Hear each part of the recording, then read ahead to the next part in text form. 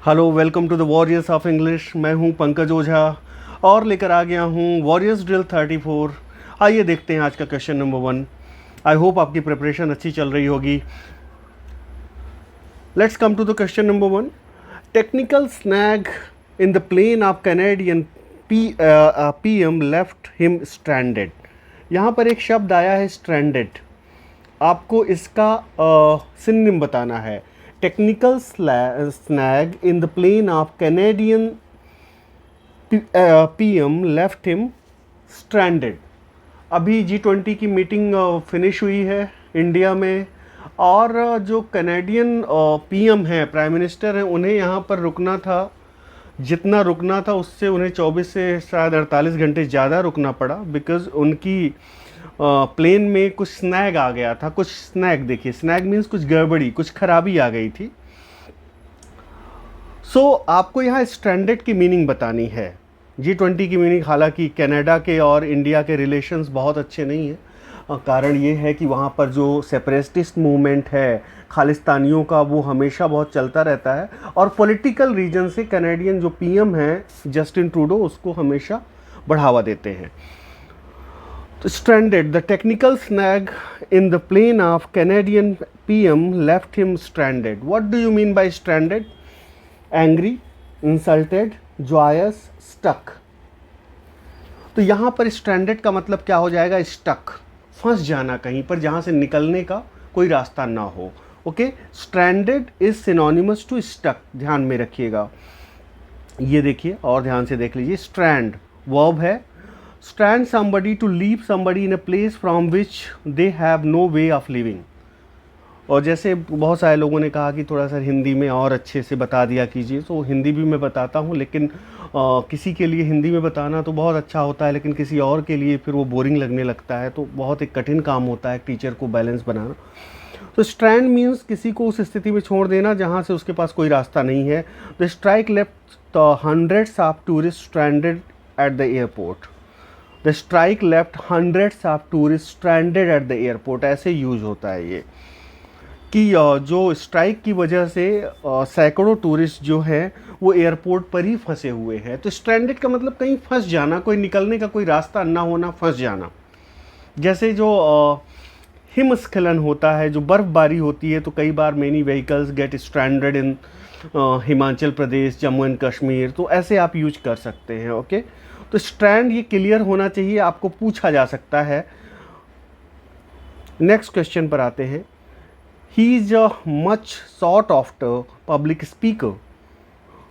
Short after, what do you mean by sought after? He is a much sought after public speaker. तो what do you mean by sought after? Unpopular, watchful, remembered, wanted by many people. तो दोस्तों यहाँ पर चारों विकल्पों को देखिए, respond कीजिए। डी जवाब देने वाले यहाँ पर सबके सब सही हैं। ध्यान में रखिएगा, बहुत ही इम्पॉर्टेंट ये एक फ्रेज है, आपको ध्यान में रखना होगा। आइए इसको देख लेते हैं। देखिए सॉट आफ्टर का अर्थ क्या होता है, पहले तो इसका प्रोनाउंसिएशन देख लीजिए। Sought after, wanted by many people because it is very good quality और डिफ़िकल्ट टू गेट और टू फाइंड। बहुत सारे लोगों द्वारा जिसकी चाहत हो, वो उसके सेंस में आता है sought after. The design is the most sought after, कि जो ये डिज़ाइन है इसको बहुत सारे लोग ये डिज़ाइन की चीज़ें पसंद कर रहे हैं। तो सॉट आफ्टर, आई होप ये समझ में आ गया होगा। अ मच सॉट आफ्टर एक्ट्रेस, कोई अभिनेत्री है जिसको बहुत ज़्यादा लोग पसंद करते हों और उसको हरदम चाहते हो उसकी मूवी जल्दी से आए। ओके, कोई अभिनेता हो, like in 1980s Amitabh Bachchan, the mega star. Okay, so let's move on to next question. The book was praised for demystifying the fact that caste system in the present state is not the part of Sanatana Dharma। अब देखिए the book was, देखिएगा इसी तरह के question आपको मिलेंगे। अब आप ऐसे क्वेश्चन कम आपको मिलेंगे कि सीधे वर्ड दे दिया गया, उसका एंटोनिम और सिनोनिम पूछ लिया गया। आपको सीधे सेंटेंस दिया जाएगा and you have to decipher the meaning, और उस सेंटेंस के हिसाब से क्या मीनिंग फिट बैठती है आपको उस हिसाब से जवाब देना पड़ेगा। समय के साथ बदलिए अपने आप को। अगर if you are unable to change yourself with time then of course आपको बहुत प्रॉब्लम होने जा रही है। वो ज़माना रवाना हो गया जब 4 महीने आराम से बैठ के हिस्ट्री ऑफ इंग्लिश लिटरेचर पढ़ते थे, एम एच अब्राहम पढ़ते थे, और 4 महीने कहने का मतलब तैयारी में हम लगा दिया करते थे 2 साल 3 साल। तो वो ज़माना रवाना हो गया। आज के डेट में आपको पढ़ना उतना ही है, लेकिन स्मार्ट अप्रोच के साथ पढ़ना है। The book was praised for demystifying the fact that caste system in the present state is not the part of Sanatan Dharma. Make complex, यहाँ पे demystifying का अर्थ क्या होगा आपको बताना है। Make complex, make easier, root out, annihilate. तो यहाँ पर अगर देखते हैं दोस्तों, in this sentence demystify means to make something easier. किसी चीज़ को जो बहुत टफ है उसको आसान बना देना। अब देखिए सेंटेंस क्या है, जो पुस्तक है, जो लिखी गई पुस्तक है, उसकी बहुत ज़्यादा प्रशंसा हुई क्योंकि उस पुस्तक ने ओपन करके रख दिया, उसको बिल्कुल इजी बना दिया कि कैसे जो वर्तमान में सनातन धर्म, तथा कथित रूप से सनातन धर्म में जाति प्रथा की कुव्यवस्था है, जो जाति प्रथा की भ्रांतियां हैं, वो सनातन धर्म का पार्ट नहीं थी। ये इसको प्रूव कर दिया गया, बुक में डीमिस्टिफाई कर दिया गया, आसानी से समझा दिया गया। तो डीमिस्टिफाई मीन्स मेक ईजियर, किसी भी चीज़ को आसान बना देना is demystify. This is how to pronunciate, देख लीजिए ध्यान से फिर से। डीमिस्टिफाई, आपको हम वोकैब तैयार करवा रहे हैं बहुत अच्छे से। आप अभी बहुत सारे लोग देखिए, सबसे एक एंगर मोमेंट क्या होता है एक टीचर का, मैंने मॉक ड्रिल में, ट्राउंस ड्रिल में, वॉरियर्स ड्रिल में और जितनी भी ड्रिल्स हैं इतनी सारी वोकैब करा दी, उसके बाद सर वोकैब कब कराएंगे यार, आप पढ़ रहे नहीं हो। इतनी सारी की सारी मैंने टर्म्स, लिटरेरी टर्म्स करा दिए इन सारे ड्रिल्स में, सारे के सारे, और वो भी ऐसे नहीं कि सिर्फ ऑब्जेक्टिव क्वेश्चन आंसर कराया, मैंने अच्छे से एक्सप्लेन किया हुआ है। बट अगर आपको पढ़ना ही नहीं है, आपको वही बात है कि 4 घाट पे जाना है, कभी यहाँ कभी वहाँ, कभी इस टीचर से कभी उस टीचर से, और संशयात्मा विनश्यति, भगवान कृष्ण ने गीता में कहा है, इनडिसाइसिव माइंड जो होता है वो विनाश को प्राप्त होता है। एक जगह देख लीजिए कहाँ पे अच्छा कंटेंट है, कहाँ अच्छा मैटर है, और वहाँ पे स्टिक होने की आदत डालिए, अदरवाइज दिक्कत होगी। कंपटीशन बहुत है, और अपने आप को बिल्कुल खास ना समझें। अगर आप एक स्ट्रैटेजी पर स्टिक नहीं हैं तो आप जैसी मेहनत बहुत सारे लोग कर रहे हैं। डिमिस्टिफाई, डिमिस्टिफाई का मतलब जैसे आपको मैंने बताया, demystify something to make something easier to understand and less complicated by explaining it in a clear and simple way. किसी भी चीज़ को बहुत आसान कर देना समझने के हिसाब से। जो चीज़ बहुत कठिन मानी जाती है उसको बहुत आसान करके जब आप किसी चीज़ को समझाते हैं या व्याख्या करते हैं तो उसे डिमिस्टिफाई करना कहते हैं, ध्यान में रखिएगा। भारतीय धर्म, civilization and identity are gaining traction around the world.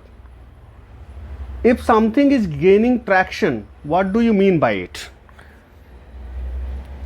Making traction या gaining traction? जैसे इसमें क्या कहा गया है, इसका सेंटेंस का अर्थ हम बाद में बताएंगे। Gaining traction का यहाँ अर्थ क्या होगा? Criticized, scolded, becoming popular, being rejected।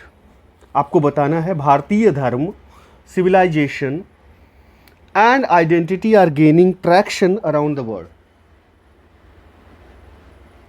बताएं।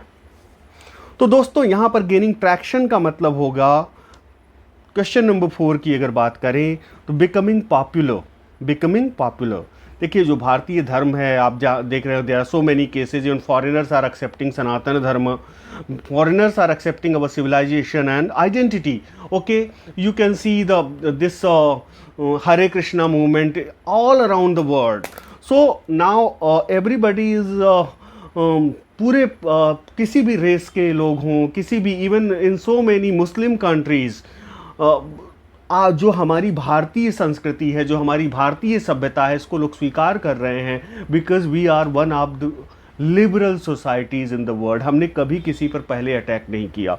तो आज भारतीय धर्म है, सिविलाइजेशन है, आइडेंटिटी है, they are gaining traction. Gaining traction मतलब बिकमिंग पॉपुलर। ओके, सो ध्यान में रखिएगा, if something is making traction और something is gaining traction, it means वो चीज पॉपुलर हो रही है, वो चीज फैशन में आ रही है। ओके,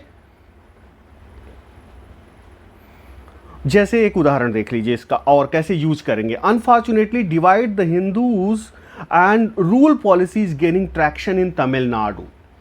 दुर्भाग्यवश जो हिंदुओं को आपस में बांट कर राज्य करने की पॉलिसी तमिलनाडु जैसे राज्यों में आज भी अपनाई जा रही है। How to divide community between many parts, citing inequality in religion, और उसको कैसे बांटें। तो ये जो बंटवारा करके राज्य करने की जो ब्रिटिशर्स की पॉलिसी थी, आज भी बहुत सारे इंडियन स्टेट्स में और बहुत सारी पार्टीज द्वारा अपनाई जा रही है।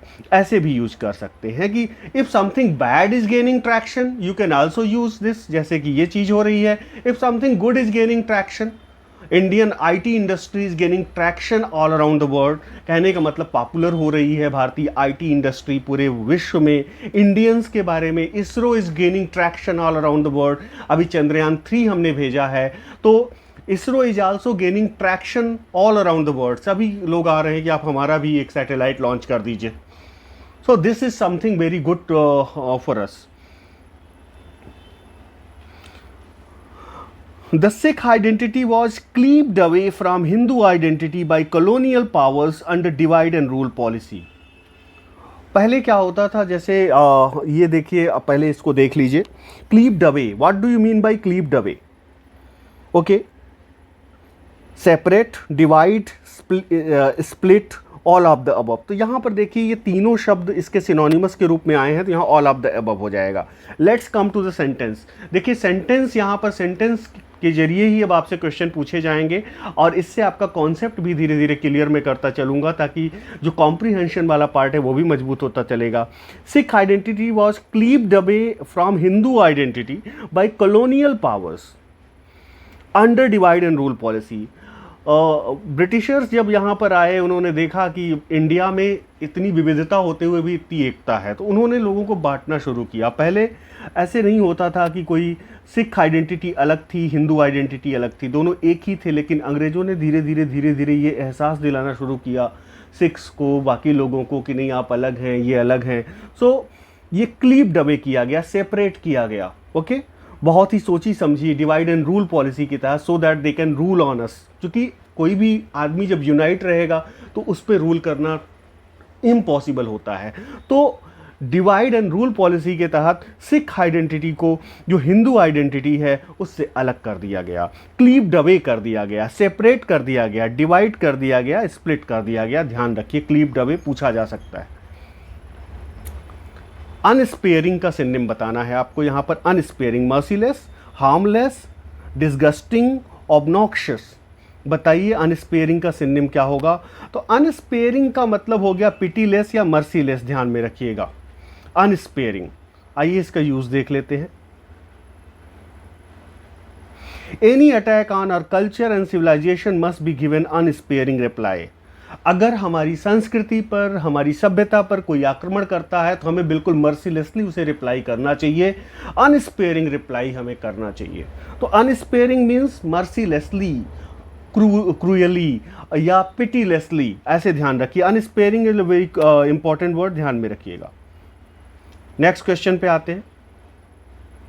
और आप परेशान मत होइए, अगर आप मेरी क्लास में आते हैं, मेरे वीडियोस को देखते हैं and you are finding all the questions very new, then you should not get upset about it. Okay, हम जो ट्रेंड में वर्ड्स चल रहे होते हैं, जो ट्रेंड में टर्मिनोलॉजी चल रही होती है, उसको लेके आते हैं, जो आपके एग्जामिनेशन के पॉइंट ऑफ व्यू से अगेन बहुत इंपॉर्टेंट हो जाते हैं। क्योंकि जो पेपर सेटर है, ही इज़ एन इंटेलेक्चुअल गाय, और वो आपको पेपर ऐसे नहीं, जरूरी नहीं कि जो पिछले साल पूछा गया था वही उठा के पूछ देगा। Okay, they will ask you some different questions. And English जो लैंग्वेज है, जो वो तो बहुत अपने आप में प्रॉस्परस है, बहुत समृद्ध है। So you have to be, मैं दो ही चीज़ कहता हूँ सारे एस्पिरेंट्स से जो हमारे यहाँ हमारे वीडियोज़ को देखते हैं, कि आप देखिए वोकैब और ग्रामर को लेकर सतर्क रहिए। Otherwise doesn't matter how scholarly qualities you have, how intelligent you are, doesn't matter. यहाँ पर ये मायने नहीं रखता आप कितने इंटेलिजेंट हैं। If you don't have smart approach, बहुत सारे इंटेलिजेंट लोग पड़े हुए हैं। अपफ्रंट का सिनोनिम बताना है। प्रेज होगा, हिपोक्रेसी होगा, फ्लैटरी होगा, इंसल्ट होगा। तो affront is synonymous to insult, ध्यान में रखिएगा। अ रिमार्क और एक्शन इंटेंडेड टू इंसल्ट और अफेंड समवन, कोई भी ऐसा आप रिमार्क देते हैं, कुछ ऐसा बोल देते हैं जिससे अगला इंसल्टेड फील करे तो उसे अफ्रंट बोलते हैं। Okay, he regarded the comments of the leader as an affront to his dharma and dignity, उसने उस लीडर का जो रिमार्क था उसके रिमार्क को अपने धर्म पर और अपनी डिग्निटी आत्मसम्मान पर इंसल्ट माना, मतलब उसको लगा कि नहीं ये मेरे आत्मसम्मान पर, मेरे धर्म की इंसल्ट है। ओके, सिनोनिम हो जाएगा इसका इंसल्ट, ध्यान में रखिएगा, इस तरह यूज होता है। आप कह सकते हैं this is an affront to use होता है। इसके बाद प्रेपोजिशन क्या यूज होता है ये भी ध्यान में रखिएगा, affront to. There is no reason why this country should be balkanized even more. There is no reason why this country should be balkanized even more. What do you mean by balkanize? Antonym बताना है balkanize का. If you want to know the antonym of balkanize, then of course you have, first of all you should know the meaning of balkanize. The meaning of balkanize is to divide, okay, to separate, okay, secession. In fact it is cessation. Okay, मतलब separate करना, divide करना। तो इसका अगर divide करना इसका synonym है तो इसका एंटोनिम क्या हो जाएगा, यूनाइट करना। ध्यान में रखिएगा। बाल्कनाइज अगेन वेरी इंपॉर्टेंट वर्ड, आपको याद होना चाहिए, आज के बाद भूलिएगा नहीं आप। Balkanize something to divide a region into smaller regions that are unfriendly और aggressive towards each other. Okay, जब कनाडा के प्रधानमंत्री जो थे यहाँ भारत की यात्रा पर थे G20 समिट को अटेंड करने के लिए, तो वहाँ पर खालिस्तानी पंजाब को भारत से अलग करने की डिमांड कर रहे थे कनाडा में। Okay, they were saying that okay we will balkanize India in many parts. Okay, लेकिन उनके मंसूबे कभी कामयाब नहीं होंगे। इस देश को कोई डिवाइड अब नहीं कर पाएगा, बाल्कनाइज नहीं कर पाएगा। बहुत लोगों के बहुत सारे मंसूबे होते हैं, लेकिन अब हमारा संविधान, हमारा देश इतना सक्षम है, नोबडी कैन बाल्कनाइज अस। ओके, चाहे वो खालिस्तानी मूवमेंट हो, चाहे Dravidian, so called Dravidian movement हो, कोई हमें बाल्कनाइज नहीं कर सकता, कोई हमें बांट नहीं सकता। Permission that is given to a prisoner to leave prison before the end of the sentence on condition that they behave well. एक प्रिजनर को परमिशन दे दी जाती है बीच में ही कि आप चले जाइए, कोई काम होता है उसे, या उसके लड़की की शादी है, कि कोई भी ऐसे काम है कि जाइए आप, बीच में आपको छुट्टी दे दी जाती है 10 दिन के लिए, लेकिन आप बिहेव अच्छा करेंगे, अच्छे से आप बिहेव करेंगे। तो ये जो परमिशन दी जाती है इसे क्या कहते हैं, फ्रीडम, वार्निंग, परोल, रिलीज़। तो आपने नाम सुना होगा, बहुत सारे कैदी परोल पर रिहा होते हैं, उसे परोल बोला जाता है। वन वर्ड सब्स्टिट्यूशन के लिहाज से बहुत अच्छा एक वर्ड है, और स्पेलिंग मिस्टेक में तो कोई भी वर्ड पूछा ही जा सकता है। Let's move on to question number 10, a discussion between enemies of or people who disagree in order to try and find a way of solving a problem. दो लोग आपस में डिसएग्री हैं, असहमत हैं, तो उनके बीच जो डिस्कशन होती है, उस डिस्कशन का उद्देश्य ये होता है कि आपस में एक सलूशन निकल सके। तो ऐसी जो डिस्कशन होती है उसका जो दो लोगों में जो आपस में असहमत हैं, एक सलूशन निकालने के लिए उसे क्या बोलते हैं आपको बताना है। Parly, conversation, debate, summit. तो यहाँ पर पार्ली हो जाएगा। दो लोगों के बीच में जो आपस में असहमत है, suppose India and China both are disagreeing with each other on many issues, so if there is a discussion between them how to resolve the issues, तो इसे क्या कहेंगे, पार्ली कहेंगे। ध्यान में रखिएगा। Sexism is deeply entrenched in our society, मतलब किसी को के सेक्स के आधार पर डिस्क्रिमिनेट करना, भेदभाव करना, ये हमारी सोसाइटी में बहुत डीप रूटेड है, बहुत ज़्यादा डीप रूटेड है। महिलाओं के प्रति जो इंसल्ट है, जो अफरंट है, जैसे मैंने अभी आपको बताया, ह्यूमिलिएशन है, वो बहुत डीप रूटेड है हिंदू सोसाइटी में, या अपने पूरी, not only in Hindu society, sorry to say, I don't want to hurt anybody, even in Muslim society, even in Christian society, in all societies कहीं ना कहीं डीप डाउन है। आपको यकीन नहीं होगा, क्लास 9th में अल्बर्ट आइंस्टीन का चैप्टर पढ़ा रहा था मैं। जस्ट बिकॉज अल्बर्ट आइंस्टीन की जो प्रेमिका थी वो उनसे ज़्यादा, उनके बराबर इंटेलिजेंट थी, इसलिए उनकी माँ अल्बर्ट आइंस्टाइन की उससे शादी नहीं करना चाहती थी।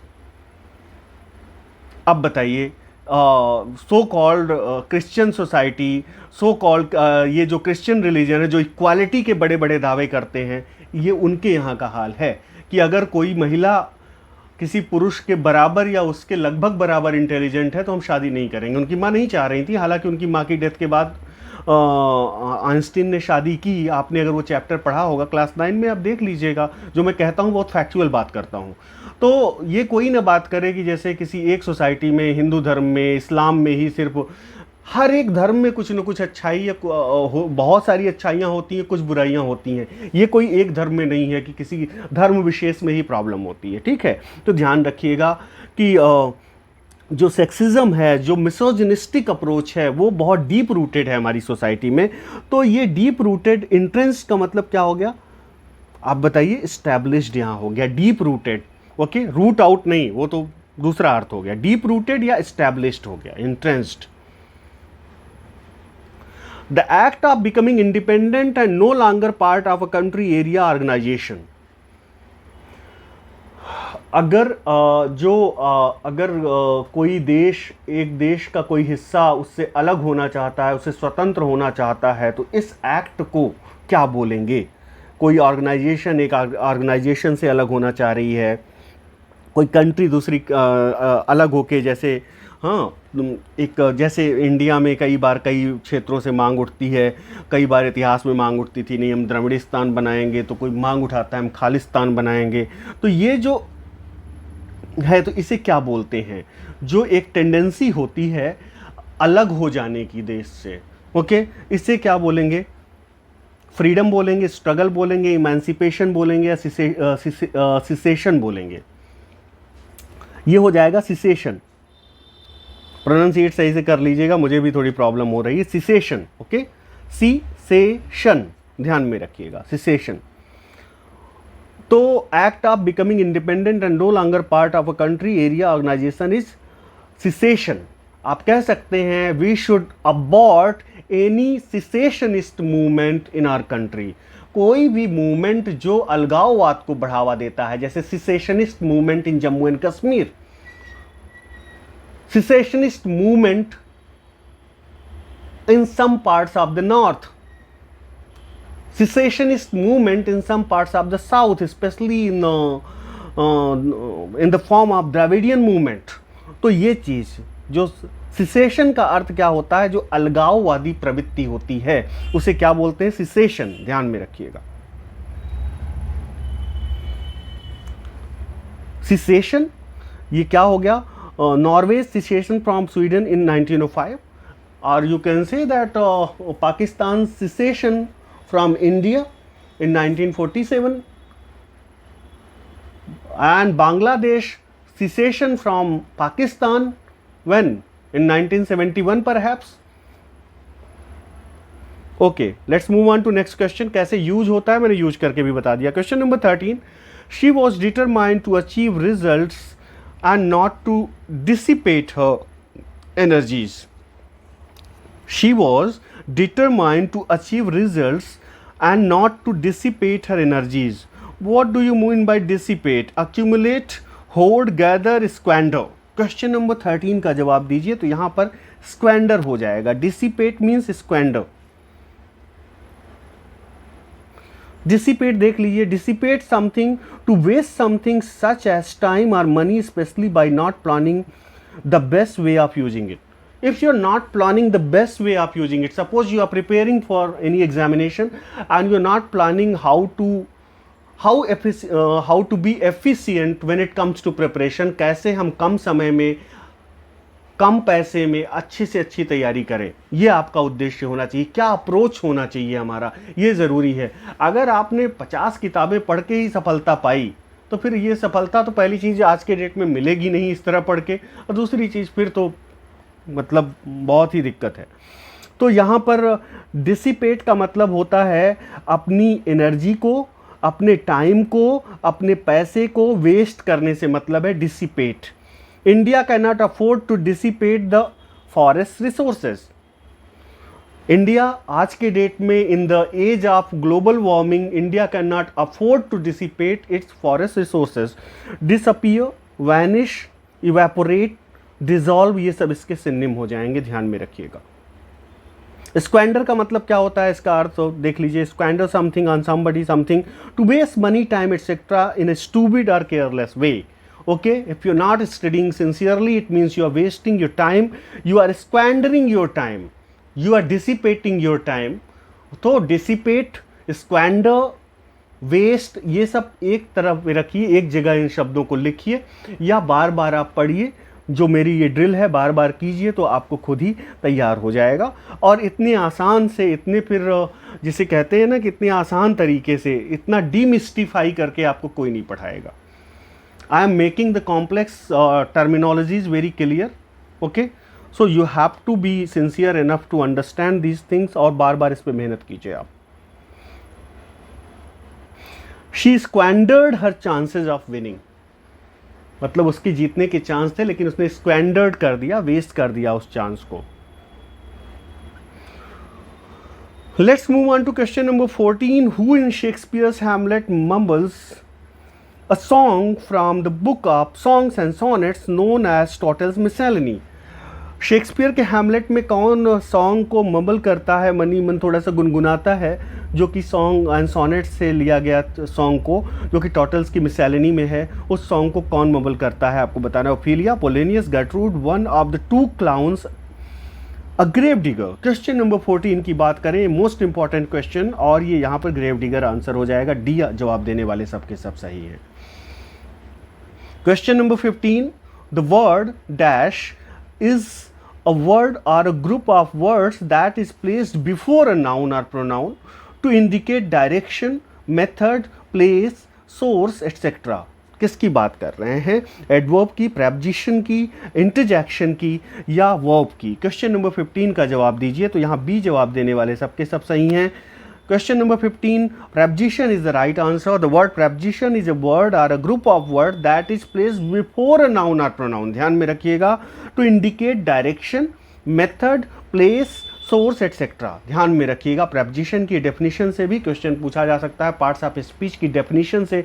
If your concept is not clear और how to clear your concept, मैंने सीधे सीधे बहुत शॉर्ट में स्ट्रेटजी बता रखी है, उसको फॉलो कीजिए, आपका कॉन्सेप्ट कभी आप नहीं भूलेंगे।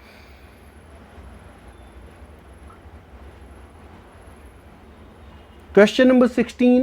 He was looking impatient at the unwanted visitor who showed no signs of leaving the room. अब ये किसी की तरफ देख रहा है, दिख नहीं रहा है, वो impatient दिख नहीं रहा है। पहले सेंटेंस को समझना होता है। एक होता है कि अधीर दिखना, ओके, या एक होता है किसी को अधीरता से किसी की तरफ देखना। तो यहां पर देख रहा है, दिख नहीं रहा है। आदमी कहता नहीं तुम बहुत यार तुम परेशान क्यों दिख रहे हो, why are you looking so impatient, तुम क्यों परेशान दिख रहे हो, या तुम बहुत परेशानी से किसका इंतजार कर रहे हो, to whom you are waiting for so impatiently. Okay, तो यहां पर ये वाला केस है, तुम इतनी परेशानी से इतनी अधीरता के साथ किसका इंतजार कर, किसको देख रहे हो। तो यहां पर देख रहा है तो इम्पेशेंट नहीं इम्पेशेंटली हो जाएगा। क्वेश्चन नंबर 16 के ए पार्ट में एरर है, यहाँ जहाँ पर इम्पेशेंट आया है वहाँ इम्पेशेंटली होगा। क्वेश्चन नंबर 16 पार्ट ए में इम्पेशेंट के स्थान पर इम्पेशेंटली का प्रयोग होगा, क्योंकि लुक का अर्थ जब दिखना या मालूम पड़ना हो तो इसके बाद एडजेक्टिव का प्रयोग होगा।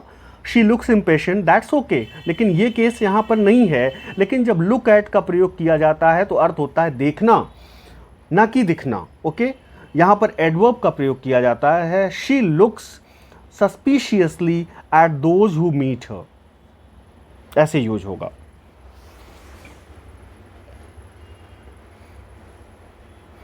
Who is over anxious about his health, अपने स्वास्थ्य के बारे में कुछ ज़्यादा ही चिंतित है, कुछ ज़्यादा ही परेशान है, उसे क्या बोलेंगे? Demagogue, iconoclast, hypochondriac, डेबोनेर।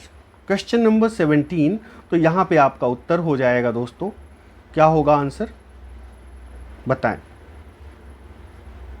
Respond immediately. Hypochondriac. Question number 17 की बात करें तो सी जवाब देने वाले, ये अपने स्वास्थ्य के बारे में, he is always worried about his health. how should I lose my weight, how should I how to be slim, how to be more attractive. There are so many girls and boys, they are always mad about it. They are too much anxious about his or her health. So basically they are hypochondriac. Okay, so one should not be hypochondriac about his health. ऐसे use कर सकते हैं, या आप ऐसे कह सकते हैं stop being hypochondriac about your health, everything will be all right, ऐसे यूज कर सकते हैं. Worrying so much that you may be or become ill that it badly affects your life, affected by hypochondria. Choose the correct spelling of the word. Sacrilegious की सही spelling आपको बतानी है. Question number 18 की अगर बात करें, देखिए चारों विकल्प और बताइए. वोकैब का एक बहुत ही क्रूशियल पार्ट होता है, बहुत ही क्रिटिकल पार्ट होता है spelling. Again if you are taking it for granted, if you are not careful regarding this, then of course you are ruining yourself. अगर आप सिर्फ टीजीटी और एलटी को लेके बैठे हुए हैं, पीजीटी और एलटी को लेके बैठे हुए हैं, या किसी भी अगर आप स्पेलिंग को लेके सिंसियर नहीं है, देन बहुत फिर भगवान ही मालिक है. क्वेश्चन नंबर 18 की अगर बात करें तो यहाँ सी जवाब देने वाले बिल्कुल सही है. करेक्ट स्पेलिंग है सैक्रिलीजियस. What is सैक्रिलीजियस? सैक्रिलीजियस, सैक्रिलीजियस का मतलब क्या होगा? ट्रीटिंग अ होली थिंग और place without respect. If you are treating any holy thing or place without respect is a sacrilegious. There are so many instances. जैसे sacrilegious का उदाहरण मैं बताऊं, जैसे in the state of Tamil Nadu, वहाँ की कई पॉलिटिकल पार्टीज़ हैं, they are in the habit of, जैसे हिंदू गॉडेस को या हिंदू गॉड को चप्पलों की माला पहना देंगे. They are involve in doing such things. Okay, तो this is an act of this is a kind of sacrilegious act. आप कह सकते हैं किसी भी धर्म को, डजंट मैटर कौन सा धर्म है, कौन सा मजहब है, उसको अगर आप डिसरिस्पेक्ट के साथ ट्रीट करते हैं, this is an act of sacrilegiousness, sacrilege. Change the voice, look at the poll results, do they inspire hope. इसको वॉइस चेंज करनी है. चारों विकल्प आपके सामने हैं. क्वेश्चन नंबर 19 बताएं. तो क्वेश्चन नंबर 19 में चारों विकल्पों को आप देखेंगे तो यहाँ पर डी जवाब देने वाले सबके सब सही है. Let the poll results be looked at, is hope inspired by them. Question number 20, change into indirect speech.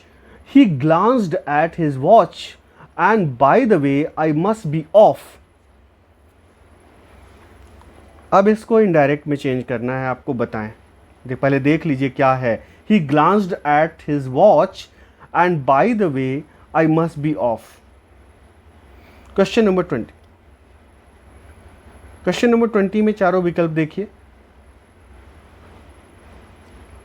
आपकी स्क्रीन पर हैं ऑल द 4 ऑप्शंस.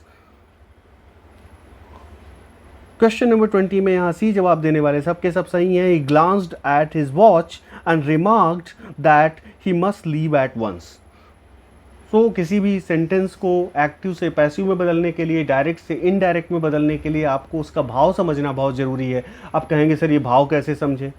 आप जितना कॉम्प्रिहेंशन करेंगे, जितने क्वेश्चंस करेंगे, जितना ज़्यादा कॉम्प्रिहेंशन करेंगे, जितनी ज़्यादा इंग्लिश लैंग्वेज की, लिटरेचर की अंडरस्टैंडिंग रखेंगे, उससे आपका कॉम्प्रिहेंशन बढ़ता है. तो इस तरह का सेंटेंस नहीं तो सिर्फ नियमों को पढ़ के कोई भी क्वेश्चन आप सॉल्व नहीं कर सकते. Anyway, I am N optimistic person and I hope the very best about all of you. आप अच्छे से मेहनत कीजिए एंड सब कुछ अच्छा होगा.